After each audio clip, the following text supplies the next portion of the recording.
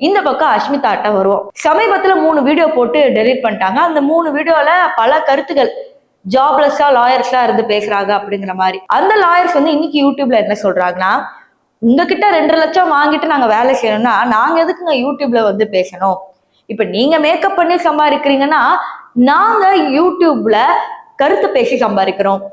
என்ன லா அப்படின்னு சொல்லி சம்பாதிக்கிறோம். மக்களுக்கு ஒரு விழிப்புணர்வு கொடுத்து சம்பாதிக்கிறோம். இதுல தப்பு இல்லையே. அப்ப நீங்க பண்ணா கரெக்ட், நாங்க பண்ணா தப்பா அப்படிங்கிற மாதிரி அவங்களும் ஒரு நியாயம் வச்சிருக்காங்க. சரி, நம்ம வந்த விஷயத்துக்கு பேசுவோம். எல்லா காசையும் ரிட்டர்ன் பண்ணிட்டாரா அப்படின்னு கேட்ட கேள்விக்கு உங்களுக்கே பதில் தெரியும். அவர் வந்து ரிட்டர்னே பண்ணல. ஏப்ரல் 30 டான் எல்லா அக்கௌண்ட்டுக்கும் பணம் போயிடும்னு சொன்ன இவரு இப்ப வரைக்கும் பணமே போடல. அதுக்கு பதிலா இன்ஸ்டாகிராம்ல ஹைலைட் போட்டு வச்சிருக்காரு, நான் ஸ்கேம் பண்ணல. அப்ப இழந்த மக்களோட பணத்துக்கு பதில் என்ன அப்படிங்கிற ஒரு கேள்விதான் வருது.